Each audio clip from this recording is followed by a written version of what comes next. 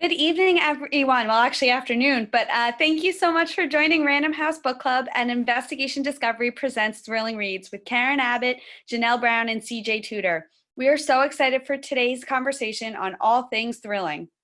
During this afternoon's event, we'll be utilizing the Q&A function at the bottom of your screen. If you have a question, please feel free to ask it here, and Molly might just pull the question into the conversation.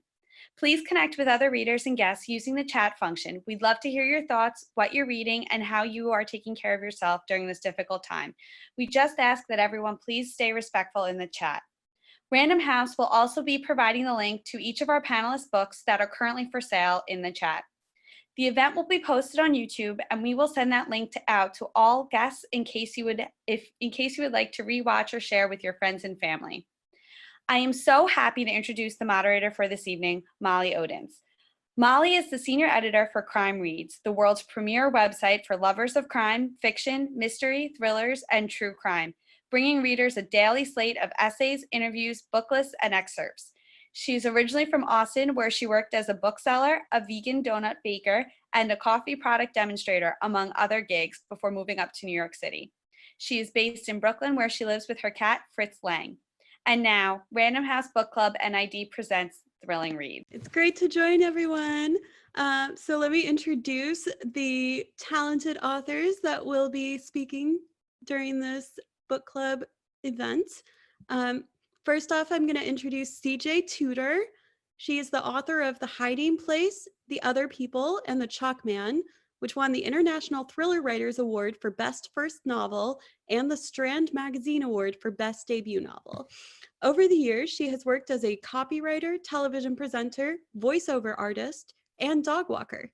She is now thrilled to be able to write full-time and doesn't miss chasing wet dogs through muddy fields all that much. She lives in England with her partner and daughter. Please welcome CJ Tudor. Hello!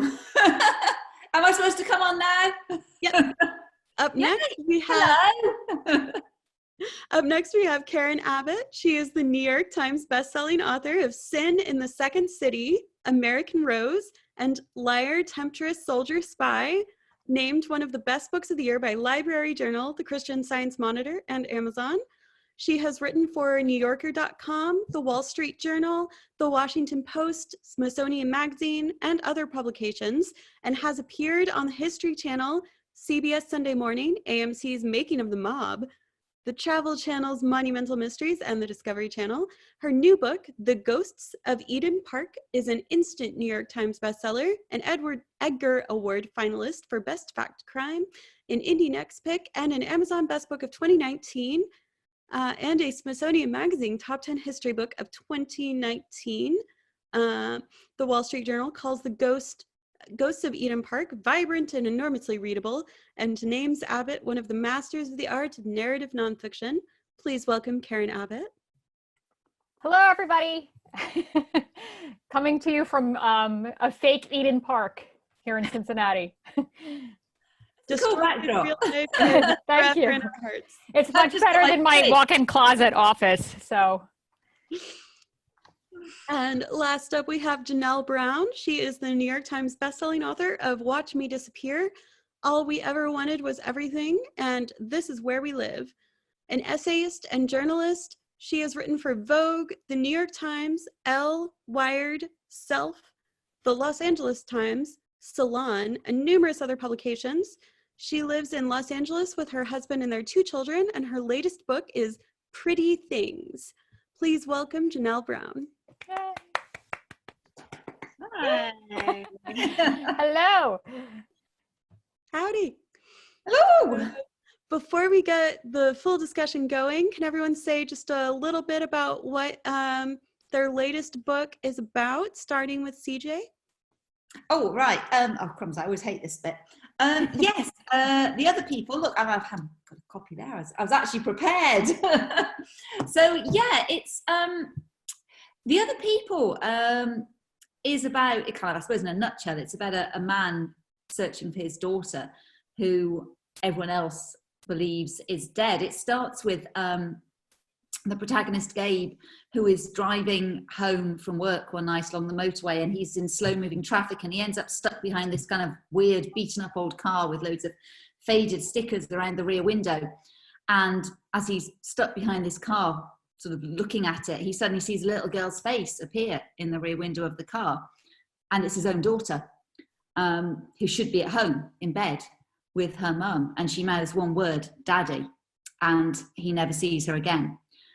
And we rejoin Gabe 3 years later, when he's a man lost, and he basically spends his days and nights traveling up and down the motorway in an old camper van, searching for the car that took his daughter, obsessed, because everyone else believed that his daughter and his wife are dead, but he refuses to give up hope. And along his travels, he meets other people. There's another character called Fran and her daughter Alice, who are also traveling up and down the motorway, but they're on the run from this mysterious group of people known only as the Other People. And their sort of paths cross and intertwine, and there are other characters.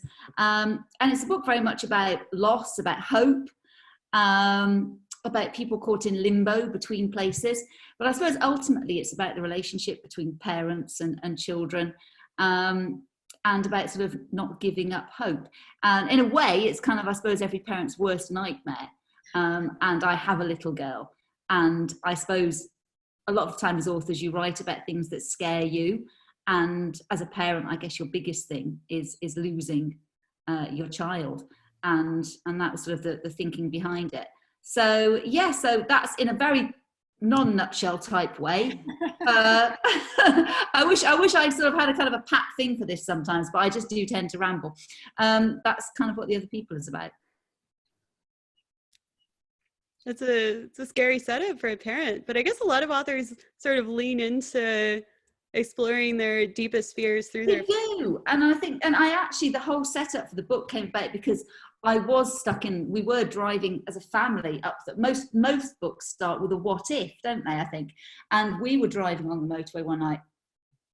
From visiting relatives, and I was sat behind this beaten up old car with loads of faded sort of stickers around the rear window, and we'd stuck behind this car for miles, and it looked like the sort of car that a character out of a Stephen King novel would drive. And I kept thinking, and I started thinking, who would drive a car like this? It just makes me think that something bad should be going on in this car. And then I started thinking, what if a face appeared in that window now? And then your mind sort of keeps going. And what's the worst nightmare? What if, this was the face of my own daughter appeared in this car and she shouldn't be there? And then what would you do and what would happen? And that was sort of the starting point for it all. And then obviously there's lots of other stuff going on, this sort of shadowy group called The Other People, who sort of promise to give sort of justice for people who've lost loved ones. But their justice comes at quite a high price. And yeah, and also I quite like the idea of a book set in motion, sort of set along a motorway where, everyone's in kind of transit going from one place to another. And sort of the only sort of tethering points to service stations, I think sort of you call them rest stops in the US, but sort of, these kind of transient people. And it seemed like just sort of a good setting really, sort of for a thriller really. And Janelle, your book is also about family, but in a very different way. Very different way. I also have my book handy. Yay. So my book is about two women, one who is a grifter, a con artist, and the other who is an heiress of a West Coast family fortune. The woman who, the heiress, also is an Instagram influencer, and the con artist decides to make her new mark and ends up moving into the heiress's guest house up in her Lake Tahoe, her family's Lake Tahoe estate, this kind of crumbling old Gothic mansion on the shores of Lake Tahoe. And as the story goes along, you start to realize that these two women have very complicated entanglements from the past. And their parents have entanglements, and there's all kinds of twists and turns and twisting allegiances and so on and so forth. But much like CJ's book, it is, a lot about the relationships between mothers and daughters and legacy and inheritance, not just the estate you inherit or the emotional, mental. One of the characters has some mental illness, and there's that in it, so mental illness that you inherit. But just like the entire way of looking at the world that you inherit from your your parents and your families. So that was also kind of a long-winded response to the question. Sorry. And yours is the opposite of a book in motion because they're frequently snowed in. Yes, basically, it's almost like I've been saying it's almost like quarantine, right? There, these two women, and the con artist is also there with her boyfriend Lachlan, who is in on the grift. They all end up snowed in this kind of remote mansion in the kind of the far shore of Lake Tahoe, and stuck together, unable to leave in the snow. So yeah, while I was reading your book, I kept thinking, oh, that character who's just swiping on her phone all day on the couch is me right now. Except I'm reading on my e-reader. But... yeah. Trying to find like new angles to make your house that you've been stuck in look, different than it did the day before. Yeah. I'm just trying to hide my cousin's sports-related art right now. Not that it's not lovely art. The man cave in Paramus. We should say it. The man cave in Paramus, New Jersey.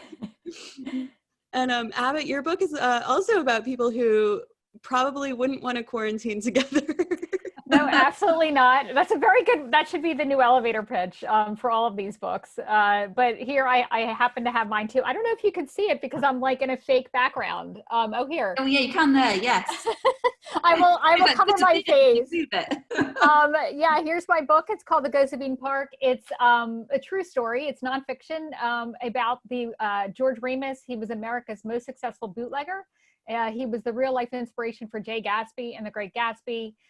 He had quite an interesting rise to power. He was a poor German immigrant who brought himself up, sort of came out of nowhere to eventually earn 35% of all the alcohol in the United States, which is a staggering figure if you think about it.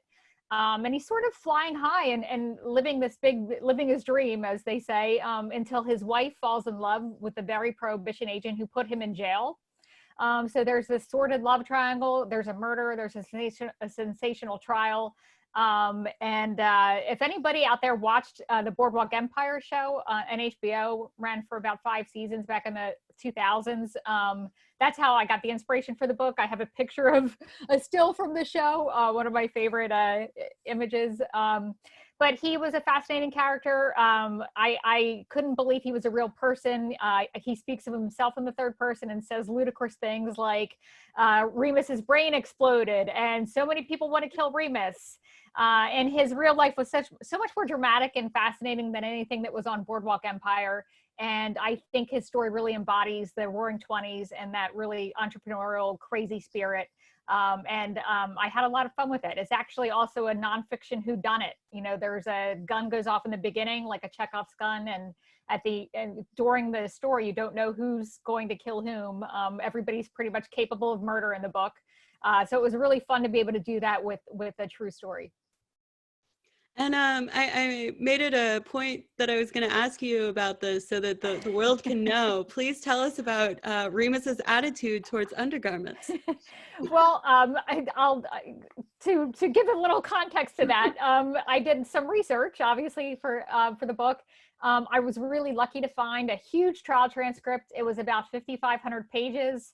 That resulted in a very long outline, like 85,000 words, which was almost the length of the book itself. And one of the best details that I got from this trial transcript was that George Remus did not like to wear underwear. And in the 1920s, apparently this was cause for great alarm. It was potentially the sign of an unsound mind.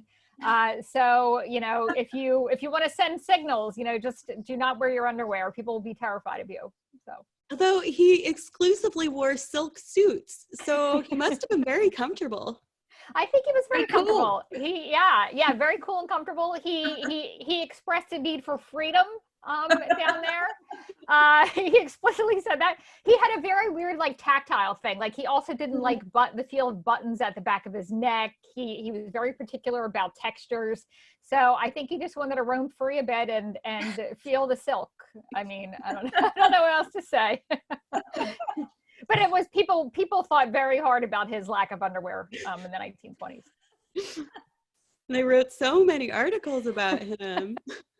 Yeah. About the underwear or lack of.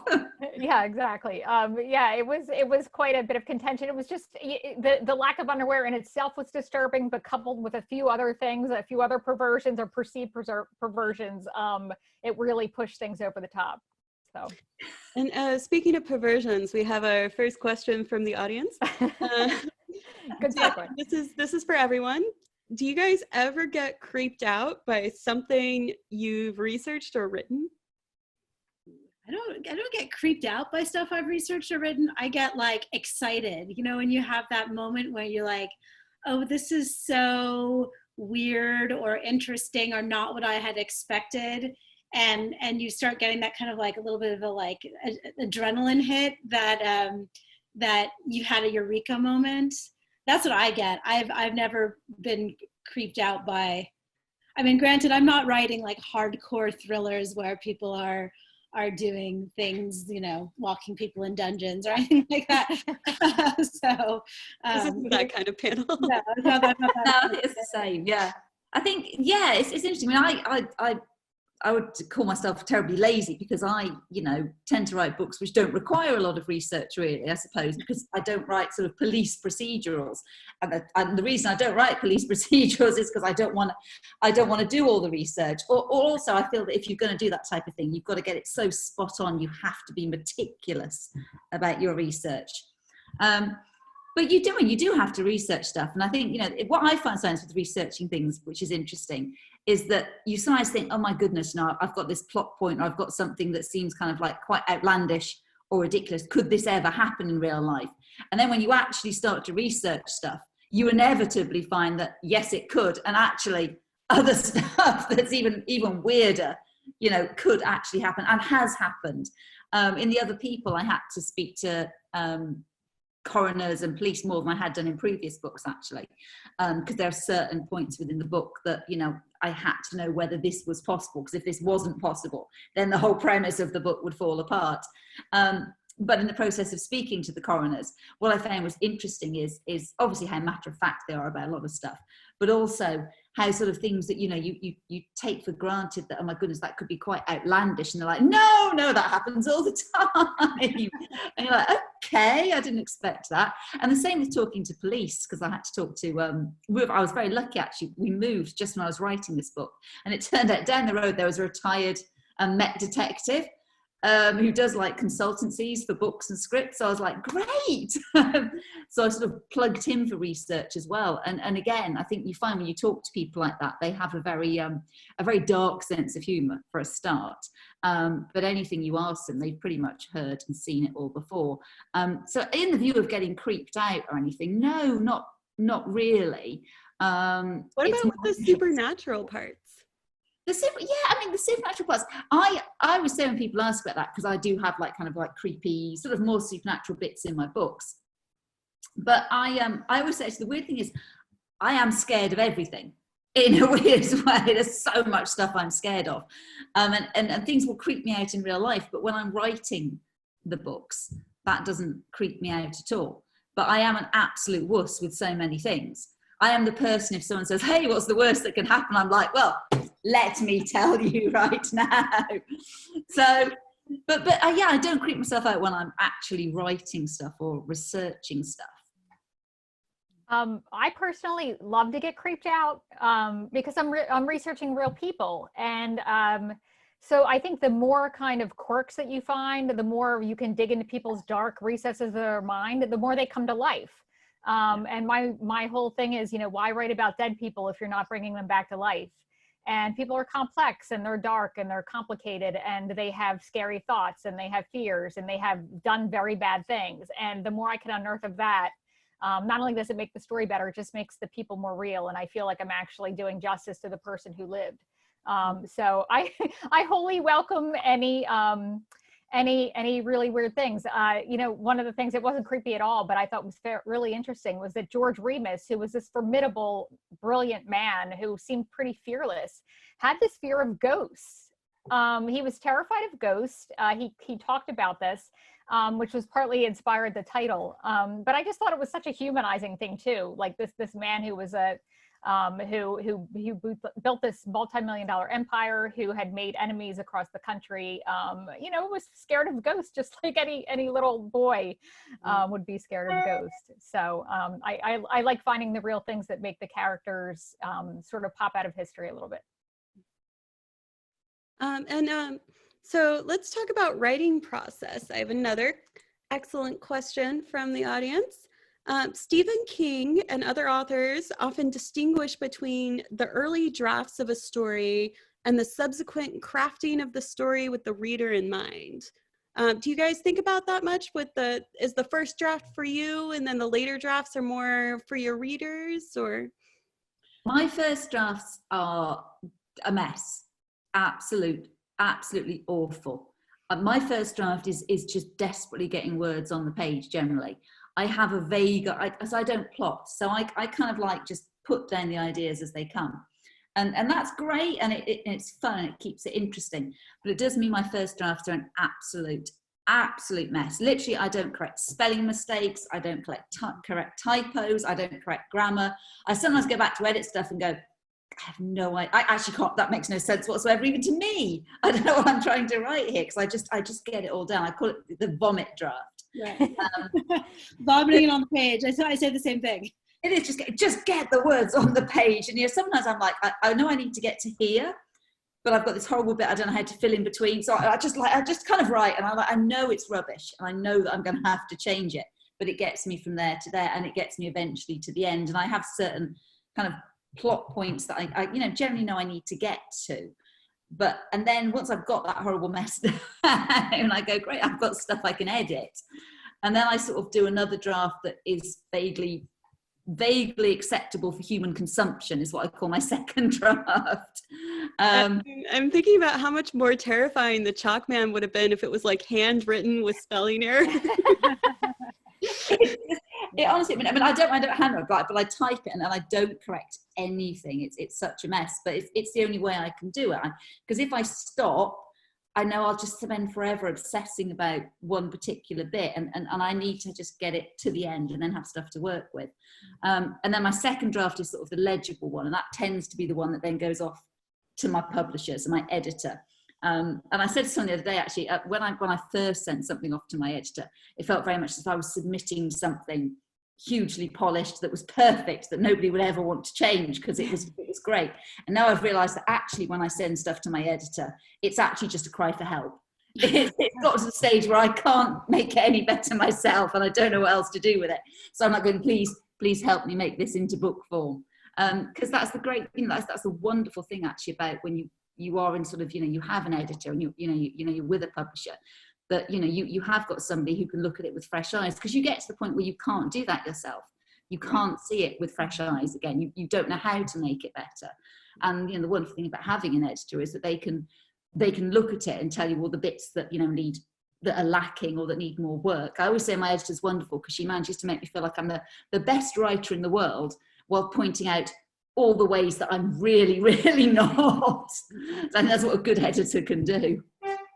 I'm kind of actually the opposite of you, where I do a lot of the, like, I need to just get vomited on the page. But I feel like for me, that's the first half of the book. And the first half I do over and over and over and over again, until all of a sudden I get to the right, where I feel like I've found the first half. And I got to get to the point where suddenly it's almost like the door flies open, and then the second half comes really quickly and really easily and really smoothly. And like the second half of almost every book I've ever written, the first half feels like torture, and then the second half feels like I've like hit the racetrack and I'm just going for the finish line, and it all just kind of floods out. And so the first draft of the book is usually like 70% of the time is spent on the first half of it, and then 30% is on getting to the end. And then I do a revise to make sure that it all kind of like fits together cohesively. And I usually, tweak the endings at that point and rethink how things figure together. But yeah, that's me. I think it's true, actually. I think I always, when people sort of say about writing and they say, what's the best advice? And I always say, get to the end of it, because there is a bit where you feel like you're just slogging and slogging and slogging uphill. And suddenly you get to that point where you're saying like, oh yeah. It all kind of falls into place, like dominoes start to fall towards the end. But well, what's the saying? It's like, I hate writing, but I love having written, right? Yeah, exactly. Exactly. So I don't know. You guys are inspiring me because I want to attempt a novel, and I'm such a daunting thought because I'm so used to having the story already pre laid out for me. I mean, there's always surprises on the way, but as for my process, I learned the hard way that I need to write and research at the same time. My first book was about a brothel in Chicago in the early 1900s, and I fell down these rabbit research holes, as I call them, and I think I spent about 4 to 6 weeks researching contraceptive methods in the early 1900s just because it was so fascinating. And I wrote like a page about contraceptive methods, and then my editor ended up cutting it to like 2 lines. So I like wasted 5 or so weeks on like researching sheepskin condoms that like didn't make it into the book. And I learned from then on, I must like really outline and leave some room for surprises. I'll always find bits of dialogue that weren't there before, or like a way to flesh out a scene. But it's very important for me to research. And like I said, the outline for this book, I think, was 85,000 words, which was almost the length of the book. So and you had incredible research resources for the dialogue in the book. Most of that is verbatim, right? Oh, I'm not allowed to make up dialogue, so it's all from the record. And the trial transcript really came in handy for that, because people are on the stand saying, I said this, he said this, I was thinking this. It actually allowed me to get into people's heads in a way that you can't usually do in nonfiction. Because I was going to ask, is there any bits where you have to use some license or flesh stuff out that just isn't there in the research? Or well, I'm not allowed to make anything up, but as in you have to kind of fill in some blanks. Yeah, there are things that you can do, like little tricks. Say if you're somebody standing on a street corner giving an interview, what was the weather that day? I have to go check the weather logs. Yeah. What kind of cars would have been driving past? What buildings were on that corner? Was there a bakery? What ambient sounds and smells would have been in the air?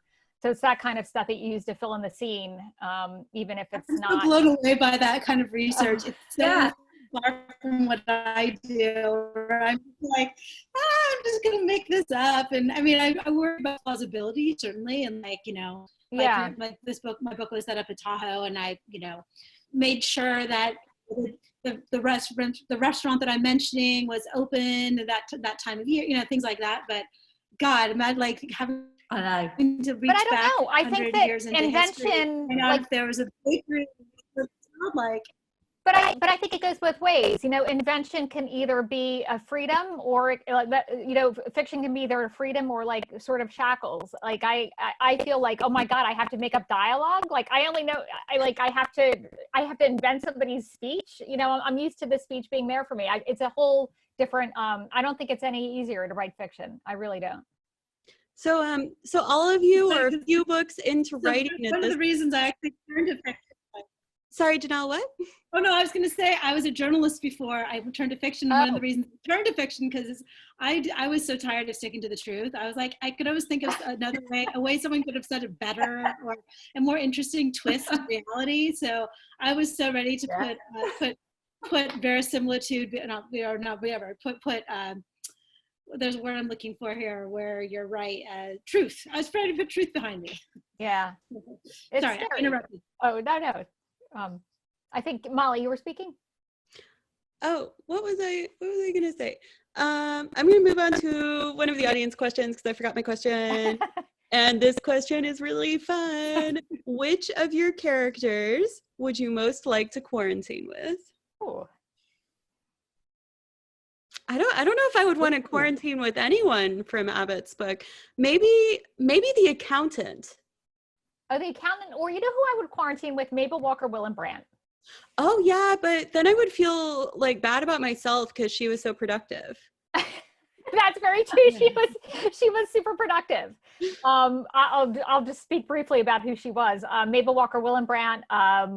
President Warren Harding appointed her to be the Assistant Attorney General of the U.S. in 1921 when she was 32 years old. She was 5 years out of law school, had never prosecuted a single case in her career, and suddenly she was in charge of all bootlegging cases across the country, including cases against George Remus. So she was enforcing prohibition. Meanwhile, before prohibition, she liked to have a drink. So that's why I was also thinking, oh, I could drink with the prohibition czar in quarantine. So it's weird actually, because none of my characters are especially, I suppose, cozy or likable. Really. I suppose if I was really forced to sort of quarantine with any of them, I might choose Eddie from my very first novel, The Chalk Man, which might seem a weird choice to anyone who's read it, because again, he's quite an odd character. He's a little bit obsessive. He collects things. He's a bit of a hoarder, but he does like a drink. So I think we could have a few drinks together. I might wake up in the morning to find there are chalk men scribbled all over the house, but I think at his heart he's quite a nice person. So I think I'm always interested in characters. I said quite a lot. I'm interested in people's grey areas, in that we're all made up of good and bad. We've all got the capability for good and bad. And actually, as a writer, I'm sure you agree, it's not very interesting writing about people who are good, evil. You want characters who are conflicted and a bit more interesting and shades of grey. So I think Eddie is a character who would be interesting in that respect, because he's got secrets as well. So. Yeah, God, that's a hard question. I mean, at first I was thinking, I'm like, well, Lachlan, the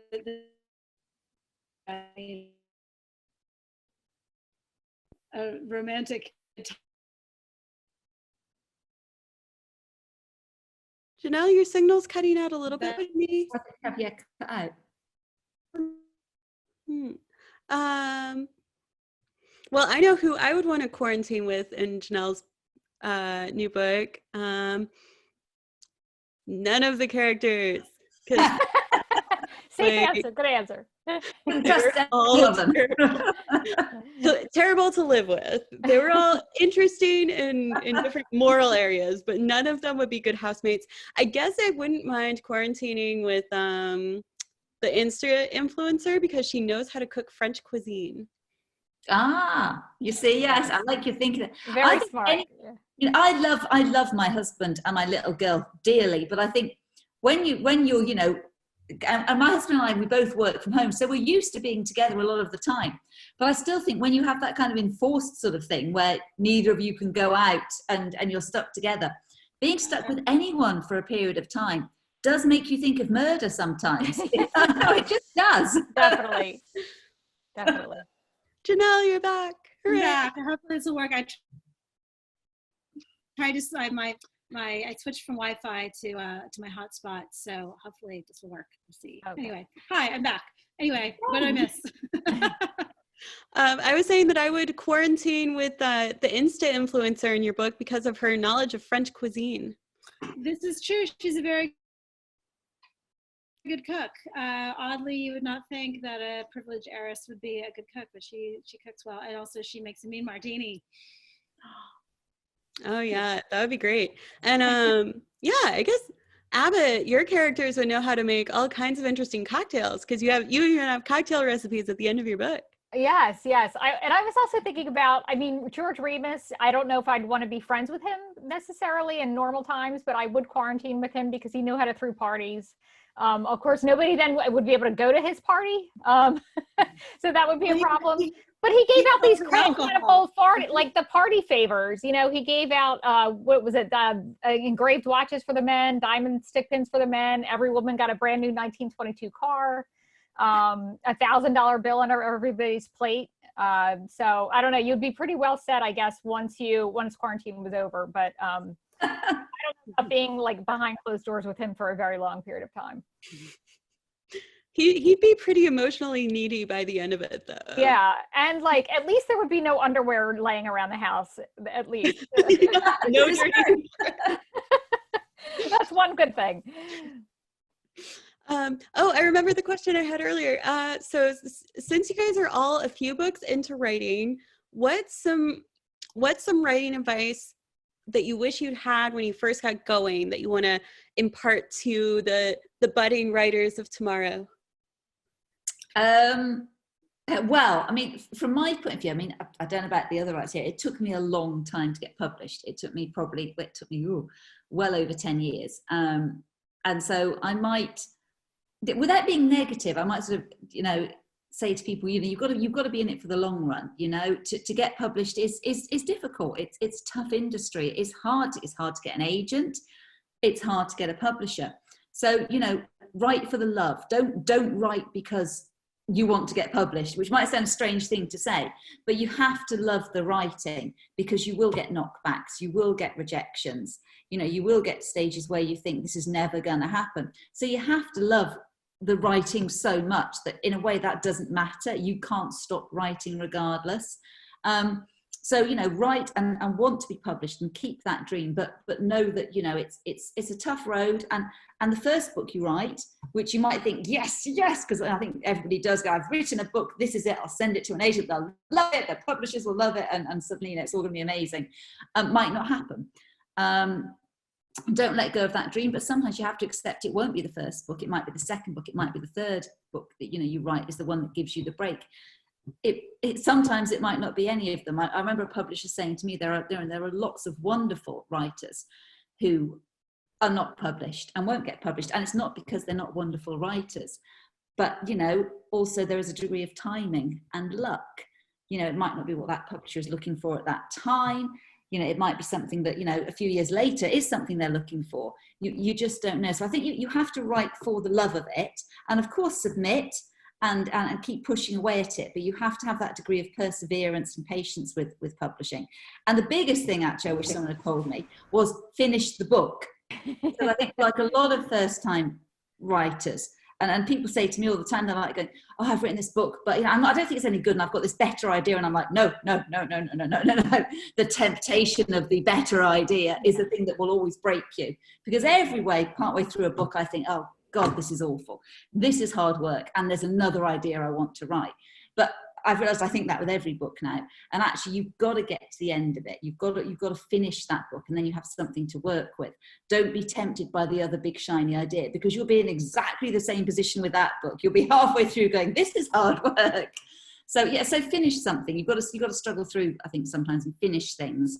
And just work on sort of making it as good as you can. I always said that actually I don't regret being rejected so many times, because each rejection for me made me want to be better, and I think it helped me improve my writing, because I actually think when I first started submitting I wasn't good enough to be published, and having that time working on it made me hopefully a better writer. I'm still working on it. You're always working on it, you're never finished. So those are a few of the things I think.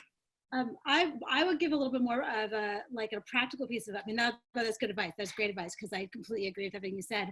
But on a kind of pragmatic, practical piece of advice that I would give, and I always give, is join a writing group, take a writing workshop, go and take a class, get writers around you who you can be beholden to turn in pages, and they give you feedback on those pages. Because for me, like, the hardest thing about writing my first couple of books was whenever I felt like I was writing in a vacuum and I didn't know what I was doing. And joining writing group, and I for my first novel, I actually took a UC Extension course called Writing the Novel, like literally like how to write a book. And I ended up with a group of people, and I would turn in pages and they would give me feedback. And even though mileage varies on the feedback you get, I felt like, okay, I could collectively kind of see how other people were seeing what I was writing. And that helped me to continue moving forward and continue having goals. And I had like someone saying, okay, turn in 20 pages this week, turn in 20 pages. And so I would write those 20 pages and turn them in. So highly recommend finding something like that, whether it's from a extension course at a local college or a writing workshop organization, or just finding some other writers, and you get together every week and have a little writing workshop of your own. I second everything that you guys said, and I add, to the writing group. I always, it's like, find people who you think are better than you. You know what I mean? Like, find people you aspire to be. who really are going to, by their feedback and by reading their work in various stages, make you a better writer because you're learning tricks along the way that were in their toolbox. And also, again, with all of whatever you guys say, take it scene by scene, as Anne Lamont says, bird by bird. If you get one scene down a day, that's great. And you're still making progress. And I think the third thing I would say is don't beat yourself up. Like CJ said, it is a very brutal business. You're going to get kicked around. You're going to get your feelings hurt. And whenever something good happens, celebrate it. Don't poo-poo the good stuff. Any bad review I get or any mixed review, I will forget the good things and I will immediately remember all the bad things. And it's kind of like you have to appreciate the good things that do happen, or else it's going to be a sort of it shouldn't be a miserable job. It's probably the most fun job in the world. Just don't beat yourself up along the way, and you'll be able to find the fun in it. That's all really good life advice for quarantine too. Get to the end, find a community, and celebrate the good things. Yeah. And also, I think a lot of people think they have to. I don't know if it's the same in the US and UK. There's quite a lot of sort of writing courses, that cost quite a lot of money to do, and I think a lot of people think they have to do those. But I think there are lots you can find writing groups that are free, that are easy to access. You don't have to pay a lot of money to do a writing course and to connect with like-minded writers as well. I think that's, find local groups, local people that, say you can trust, to get that feedback. I never did sort of the writing group thing, but I think it works for some people. It wasn't something I did, but I think I know a lot of authors who, again, are still friends with people they were in their writing groups with, and they've all gone on to sort of be published authors, which is great. I have the same writing group from 2005. Yeah. Yeah. My writing group felt we all had children and suddenly didn't have time to actually get together every week, but they're still my first readers. Like whenever I finish a draft, I send it off to a couple of people who I trust, and they're the first people I send it to. Did I cut out again? No, I hear you. You're here. Shoot. I think. Wait, can you hear us? Okay, cool. I can hear you. I keep getting those, your internet is unstable messages, and I'm like, ah. No, you're back. You're good. I can hear you all. I hate those messages. They're so internet shaming. It is.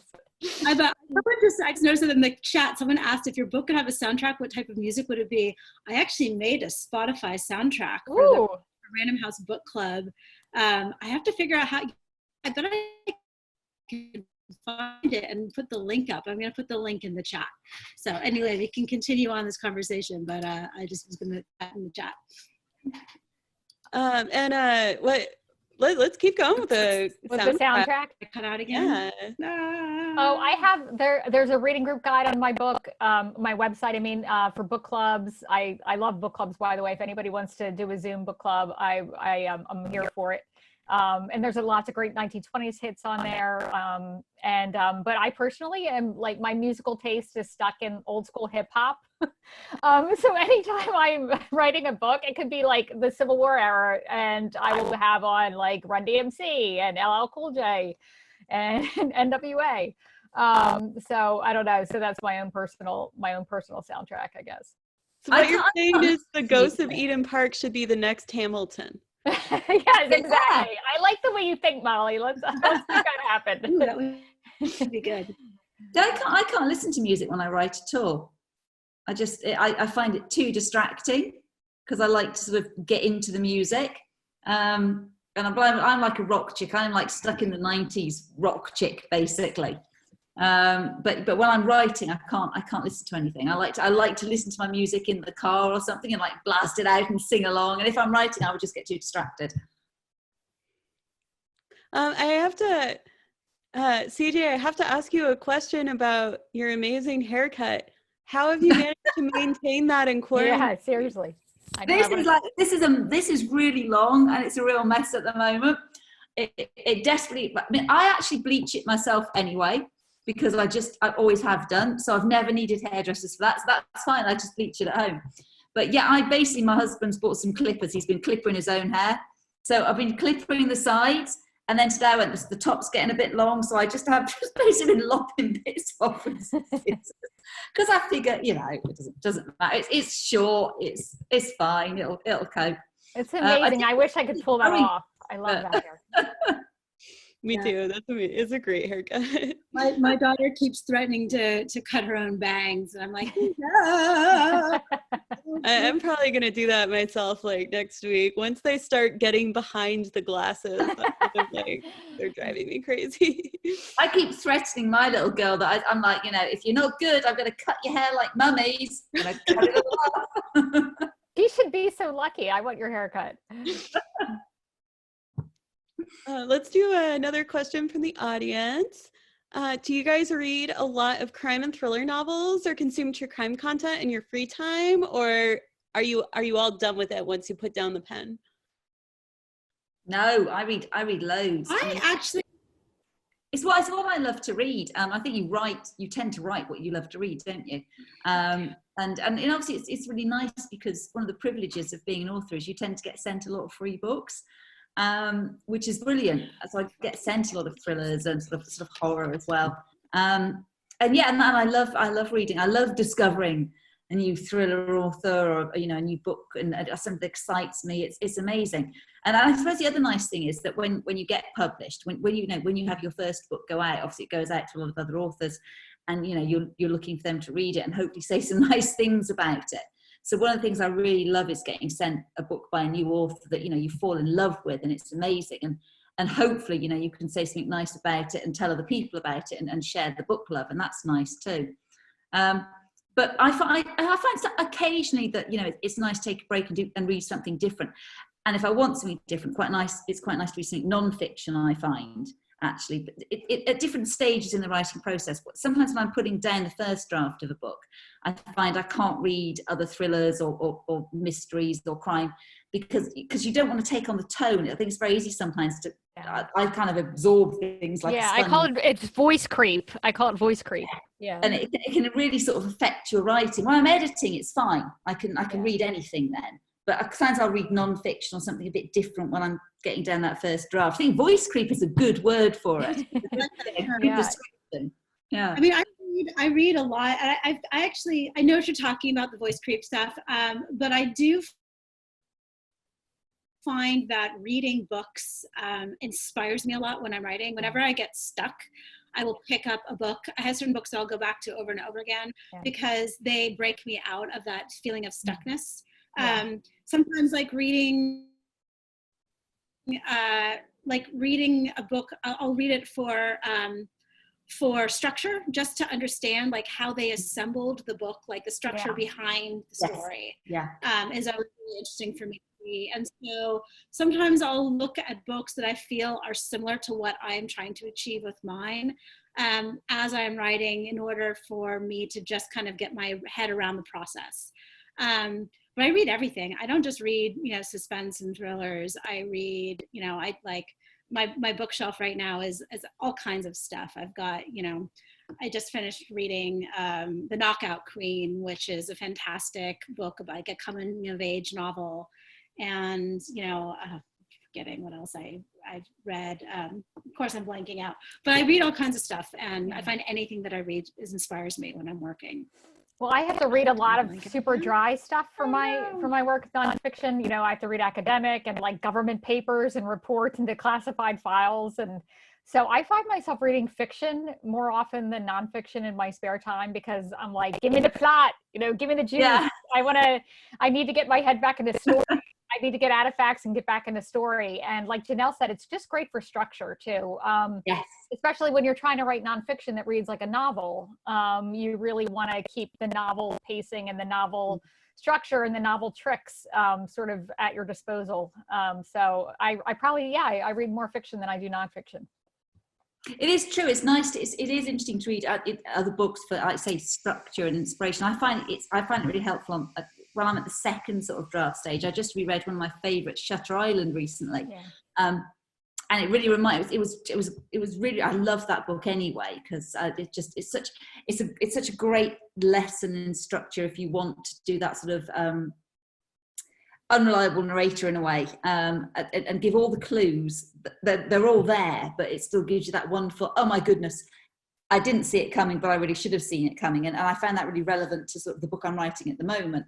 And so, yeah, I think it's lovely to sort of sometimes read stuff that you kind of go, yeah, structure wise, and take lessons from it. And reading a brilliant book, like you say, is always inspiration for me, whether it's something new I haven't read before, or whether it's just rereading a classic, because it gives you that kind of, I think, inspiration to sort of want to be better in your own writing always. I think you're always learning. You never get to a stage, I don't think, as a writer where you go, that's it, I've got it sorted, I can never improve on this. You're always striving to write better and do better. So I have one last question for everybody. This one is because of my past as a bookseller. What is an indie bookstore you want to give a shout out to for your books and for other books in your community that could use some support right now? Oh God, I have so many. Do we just have one? Well, I mean, my hometown bookstore, Books Are Magic, is fantastic. I love everybody there. My Fountain Bookstore, Joseph Beth and Lemuria down in Jackson, Mississippi are a couple of my favorites. So it's really, well, we live sort of really in the countryside. So we don't have many shops at all near us, to be honest. And actually in the UK, it's really sad that there are fewer and fewer sort of, I would call properly independent bookstores. I can't really think of many close to me at all. In fact, the only ones, it sounds sad, but the only kind of bookstores holding the high street in a way in the UK are Waterstones, and Waterstones have been wonderful, to me. They're run by wonderful, wonderful staff and people who really love books. There's also a wonderful bookstore that's quite a long way north from me called Mostly Books, which is brilliant. There's also a lovely, wonderful bookstore in Oxfordshire as well. But it's kind of, I don't know whether it's the same in the US, but in the UK, the real independents are fewer and far between. So I always give a really big shout out to the Waterstones bookstores, because they're run by and managed by people who really, really love books, and all their managers and the people in their bookstores, they every time you go in, they will be able to recommend books, and they've been really supportive for me and a lot of other authors I know as well. So I always like to give a shout out for them. And like a lot of any physical bookstore at the moment, even though they do online stuff, I think the fact that they just haven't got people just being able to walk through the doors and browse and be able to go in there at the moment is a big thing, and it's a real shame. Janelle, do you have one that you want to recommend? Yeah, Callie? Can you? I'm just wondering if you can even see me, because all I'm seeing right now is you guys frozen. Am I still here? Yeah, we can see you. yes, we hear you. Okay, good. All right. Well, I mean, my local bookstores, which I love, and I've been buying books from as much as possible, are Skylight Books and in Los Feliz, and Romans in Pasadena. So I try to support them a lot. I mean, there's so many great authors that I've been trying to support right now that have books that are coming out in this crazy time. Like, there's an author named Sarah Sliger who has a great book called Take Me Apart. That's a new psychological thriller. I just finished reading A Beautiful Crime by Christopher Bolin. That's a really great book. Another kind of heist novel. It takes place in Venice. So those are two books that I would recommend right now, and definitely get them from Skylight if you can. And a shout out to all of my favorite book people from Book People in Austin, Texas. You can support indie bookstores by either going to their websites or going to bookshop.org, who are donating a portion of their proceeds to independent bookstores. And I think we're all out of time. Maybe we could end with what's a one adjective to sum up your attitude towards quarantine right now.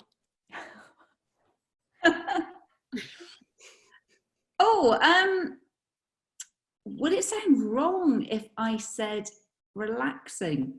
I will justify that, because I spent a lot of time over the last 2 years doing an awful lot of traveling to different countries, from where, lots of times on trains and planes and things. And also I have a little girl.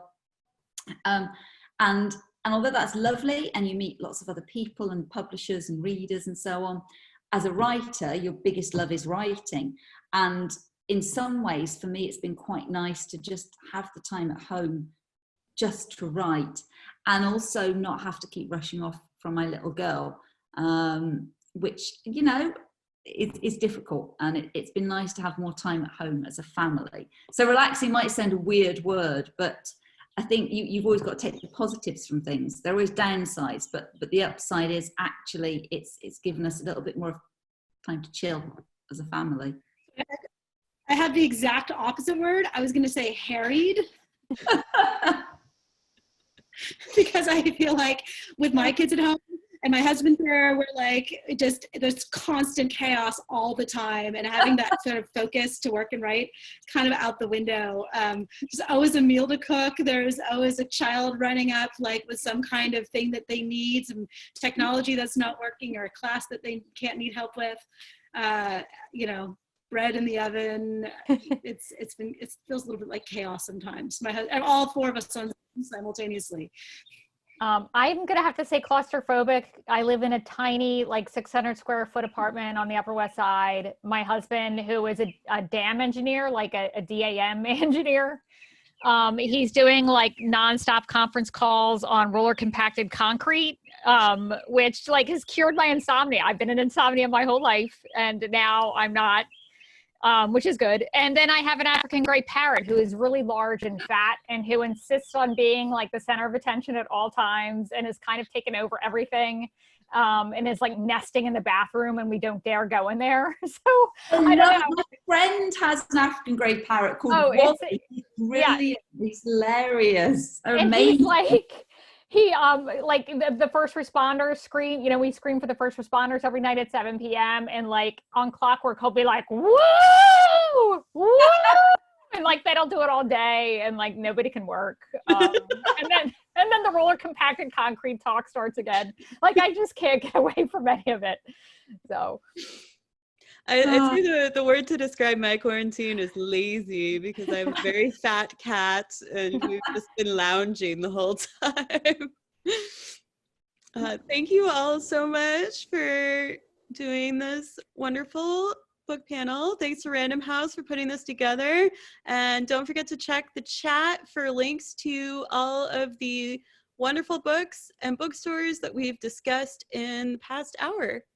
Thank you so much, Molly. Thank you, CJ and Janelle. You guys are amazing, and I love your books. You both of you. It's been so interesting. I love hearing about how other people write, and their books is brilliant. Brilliant. This is really fun. It has. Let's stay in touch. Yeah, everyone, stay safe out there. All right, take care, you guys. Have a good day. Bye.